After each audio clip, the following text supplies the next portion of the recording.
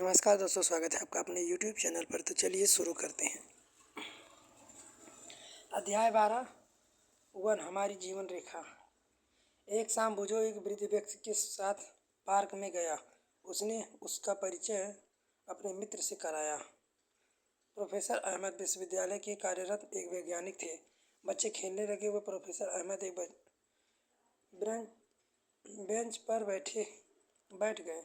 वह थके हुए थे क्योंकि उन्हें शहर में स्वर्ण जयंती समारोह में भागीदारी की थी। थोड़ी देर वो बच्चे उनके इर्द गिर्द आकर बैठ गए। बच्चे समारोह में के बारे में जानना चाहते थे। वह प्रोफेसर अहमद ने उन्हें बताया कि सांस्कृतिक कार्यक्रम के पश्चात वरिष्ठ नागरिकों ने शहर की बेरोजगारी की समस्या पर चर्चा की थी। शहर के ठीक बाहर स्थित वन्य क्षेत्र की सफाई करके एक कारखाना स्थापित करने की योजना प्रस्तुत की गई। इससे शहर की बढ़ती जनसंख्या को नौकरी पाने का एक मौका मिलेगा। बच्चों को बहुत आश्चर्य हुआ जब प्रोफेसर अहमद ने उन्हें बताया कि अनेक लोग ने इस प्रस्ताव का विरोध किया। प्रस्ताव के विरोध का कारण बताते हुए प्रोफेसर अहमद ने बताया कि हरे भरे वन हमारे लिए उतने ही महत्वपूर्ण हैं जितना हमारे फेफड़े। इसलिए इन्हें हरे फेफड़े भी कहा जाता है। वन जल शोधन तंत्रों के रूप में भी कार्यरत रहते हैं। उनकी बातें सुनकर बच्चे भ्रमित हो गए। प्रोफेसर अहमद समझ गए कि बच्चों ने वन नहीं देखा है। बच्चे वन के बारे में और अधिक जानना चाहते थे, अतः उन्हें प्रोफेसर अहमद के साथ वन में जाने का निश्चय किया। वन भ्रमण।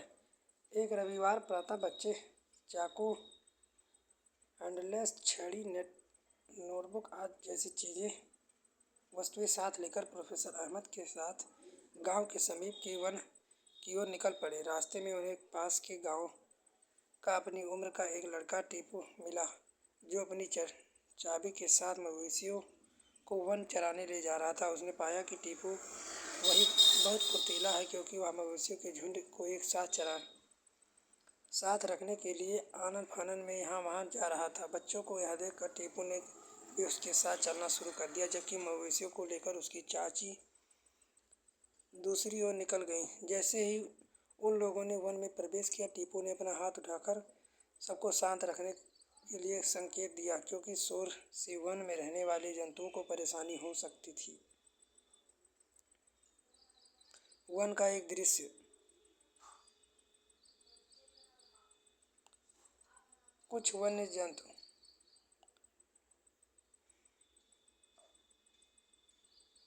वन एक आवास। बूझो और पहलू को याद आया कि उन्होंने कक्षा 6 के वनों में आवासों के रूप में पढ़ा था। अब वे स्वयं देख रहे हैं कि वन किस प्रकार अनेक जीव जंतुओं पादपों के लिए आश्रय या आवास प्रदान करते हैं।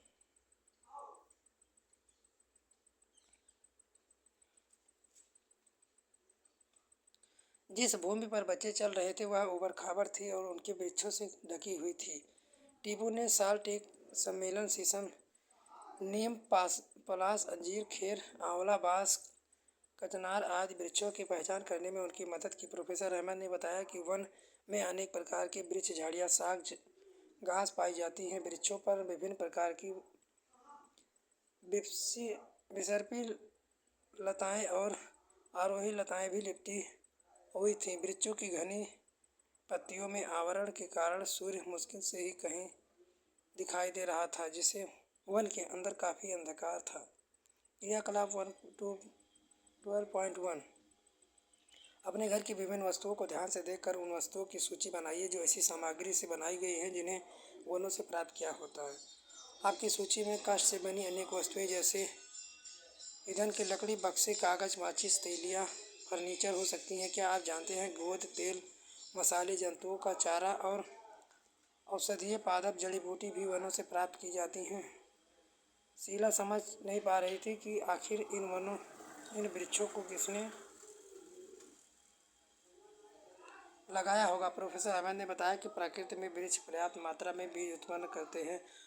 वन की भूमि उनके अंकुरण और निबोध और पौधे के विकास में होने में अनुकूल परिस्थितियां प्रदान करती हैं। इनमें से कुछ वृक्ष के रूप में वृद्धि करते हैं। उनमें से यह बताया कि किसी वृक्ष का शाखीय भाग तने से ऊपर उठ जाता है जो शिखर कहलाता है। प्रोफेसर अहमद ने बच्चों के ऊपर और देखकर कहा कि नोट करने को कहा कि वन में ऊंचे वृक्षों की शाखाएं किस प्रकार कम ऊंचाई के वृक्षों के ऊपर छत की तरह दिखाई देती हैं। उन्होंने बताया कि यह विधान कहलाता है। क्रियाकलाप 12.2 पादपों के प्रकार प्राप्त होने वाले उत्पादों के आधार पर तालिका 12.1 भरें। हर श्रेणी में पौधे का एक उदाहरण लेते हुए पहले ही दी गई तालिका को उदाहरण से जोड़ें। क्रियाकलाप 12.2 अपने आसपास के किसी वन अथवा उद्यान में जाइए, वृक्षों को देखिए, उनके नाम जानने का प्रयास कीजिए। इस कार्य में आप अपने बुजुर्ग अध्यापक अथवा पुस्तकों की सहायता ले सकते हैं जिन्हें वृक्ष को देखा हो। उनकी विशेषताएं जैसे लंबाई, पत्तियां, आकार, शिखर, पुष्प, फलों की सूचीबद्ध कीजिए। कुछ वृक्षों के शिखर के चित्र भी बनाइए। प्रोफेसर अहमद ने बताया कि वृक्षों के शिखर की आकृतियां माप में परस्पर भिन्न होते हैं। इसी कारण किसी वन के विभिन्न ऊंचाइयों पर क्षैतिज परतें बनी होती हैं। इन्हें अधोतल कहते हैं। विशाल और ऊंचे वृक्ष शीर्ष परत बनाते हैं जिनके नीचे झाड़ियाँ और ऊंची घास की परतें होती हैं और सबसे नीचे परत शाख कहलाती है।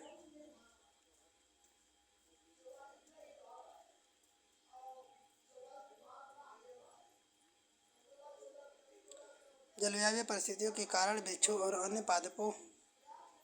अन्य प्रकार के पादपों की किस्मों की भिन्नताएं पाई जाती हैं। जंतुओं के प्रकार के वनों में भिन्न होती हैं। कुछ बच्चे झाड़ियाँ और शाख के पुष्पों पर यहाँ वहाँ मंडराने वाली खूबसूरत तितलियों को देखने में व्यस्त थे। उन्होंने झाड़ियों के नज़दीक जाकर उन्हें देखने का प्रयास किया। ऐसा करते समय उनके बालों पर, वस्त्रों पर, बीजों पर झाड़ियाँ चिपक गईं।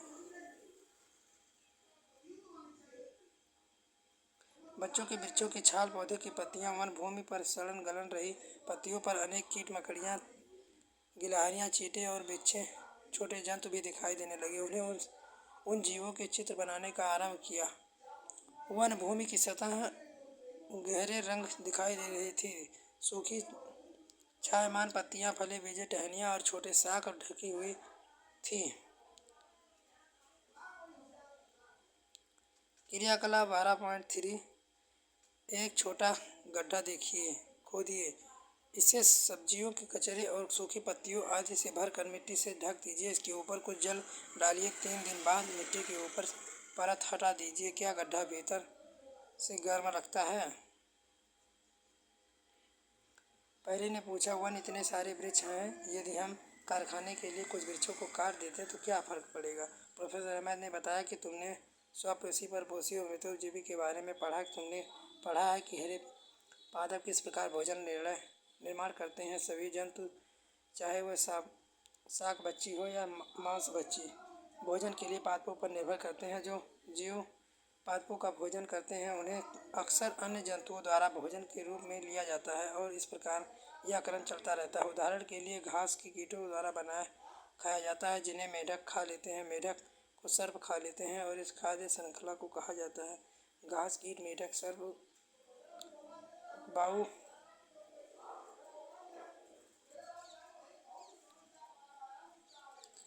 12.9 वन में पादप, मृदा और अपघटकों का परस्पर संबंध। वन में अनेक खाद्य श्रृंखलाएं पाई जाती हैं। सभी खाद्य श्रृंखलाएं परस्पर संबंध होती हैं। यदि किसी खाद्य श्रृंखला में कोई भिन्न पड़ता है या अन्य श्रृंखला को प्रभावित करते हैं, वन का प्रत्येक अन्य भाग पर निर्भर करते हैं। यदि हम वन के किसी घटक जैसे वृक्ष को अलग कर देते हैं तो इससे अन्य सभी घटक प्रभावित होते हैं।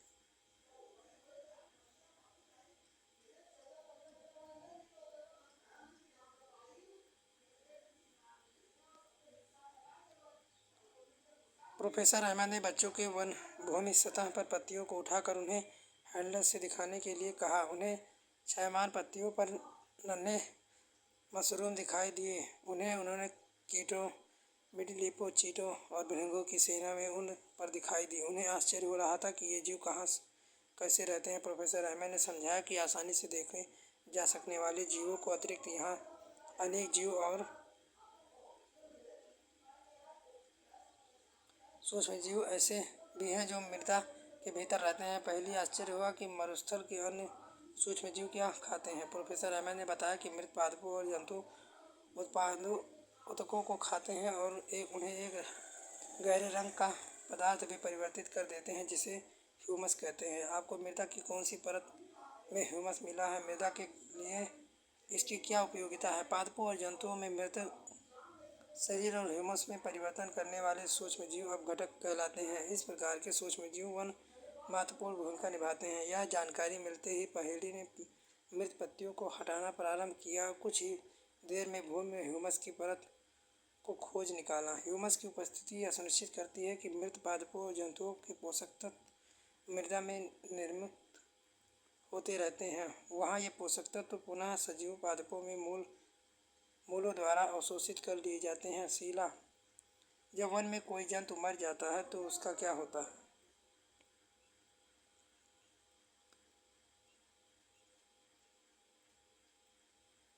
ऑक्सीजन और कार्बन डाइऑक्साइड का संतुलन।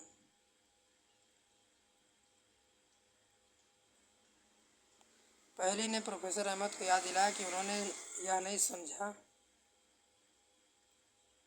टीपू ने उत्तर दिया कि मृत जंतु गिद्धों, कौवा, गीदड़ कीटों का भक्षण करते हैं। इस प्रकार पोषक तत्वों का चक्र चलता रहता है। पहली ने प्रोफेसर अहमद को याद दिलाया कि उन्होंने नहीं समझाया है कि वनों में हरे फेफड़े क्यों कहा जाता है। प्रोफेसर अहमद ने पादप प्रकाश संश्लेषण प्रक्रम द्वारा ऑक्सीजन निर्मुक्त करते हैं। इस प्रकार पादप जंतुओं के श्वसन के लिए ऑक्सीजन उपलब्ध कराते हैं। वायुमंडलीय ऑक्सीजन कार्बन डाइऑक्साइड के संतुलन को भी बनाए रखते हैं।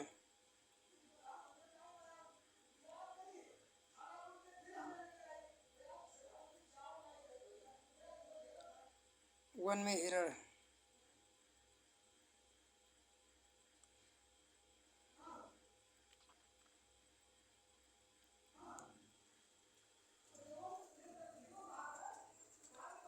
यह सुनने के बाद बोझों ने अपनी नोटबुक किया। पादपों की अधिक से अधिक किस्मों का आश्रय देकर वन शाकाहारी जंतुओं के भोजन आवास के लिए अधिकतर अवसर प्रदान करते हैं। शाकाहारी की अधिक संख्या का अर्थ विभिन्न प्रकार के मांस भक्षियों के लिए भोजन की अधिकता उपलब्धता। जंतुओं के विविध किस्में वन के पुनर्जन्म और वृद्धि में सहायक होती हैं। अपघटन वन में उगने वाले पादपों के लिए पोषक तत्वों की आपूर्ति को बनाए रखने के लिए सहायक होते हैं। इस प्रकार वन एक गतिक सजीव इकाई है जो जीवन को जीवन क्षमता से भरपूर करता है।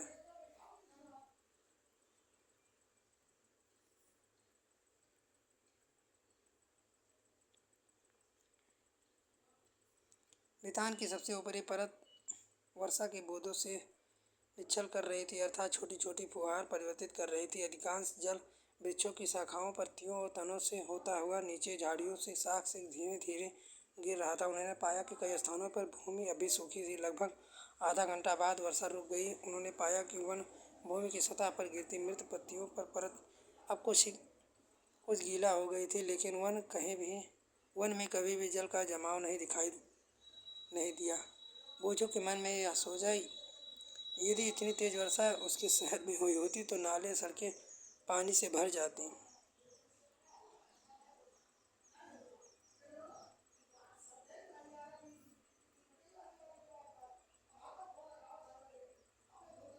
जब आपके शहर में कई घंटों तक उच्च दर से वर्षा होती है तो क्या होता है? प्रोफेसर अहमद ने बताया कि वन वर्षा जल के प्राकृतिक अवशोषक का कार्य करते हैं, उन्हें अवस्रावित होने देते हैं। यह वर्षा भर भूजल स्तर बनाए रखते हैं, सहायक होते हैं। वन न सिर्फ बाढ़ों को नियंत्रित करते हैं, सहायक होते हैं, बल्कि नदियों में जल भराव के प्रवाह को बनाए रखते हैं, जिसमें हमें जल की सतत आपूर्ति मिलती रहती है। इसके विपरीत यदि वृक्ष न हो तो वर्षा जल सीधे मूल पर गिरकर आसपास के क्षेत्रों में भर सकता है। तेज वर्षा मृदा की ऊपरी उपजाऊ परत को भी क्षति पहुंचा सकती है।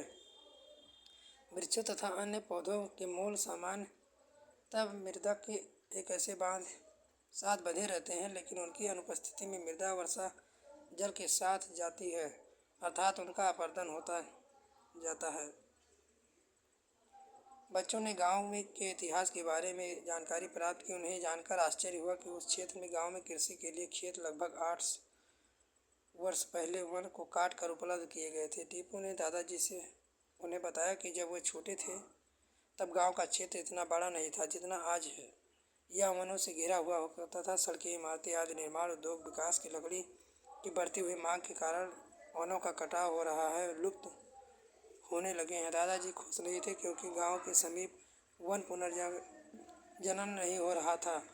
वह पालतू पशुओं द्वारा अत्यधिक चराई और वृक्षों के अंधाधुंध कटाई के कारण लुप्त होते कगार पर थे। प्रोफेसर अहमद ने कहा कि यदि हमारी समझदारी से काम है तो हम वनों और पर्यावरण को सुरक्षित रखने के साथ साथ विकास कार्यों का भी कर सकते हैं।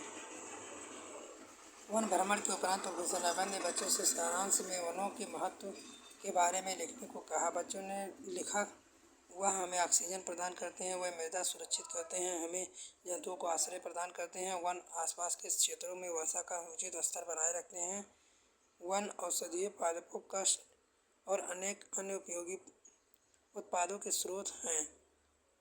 हमें अपने वनों को संरक्षित रखने के लिए हर संभव प्रयास करते रहना चाहिए। प्रमुख शब्द। आपने क्या सीखा? अभ्यास।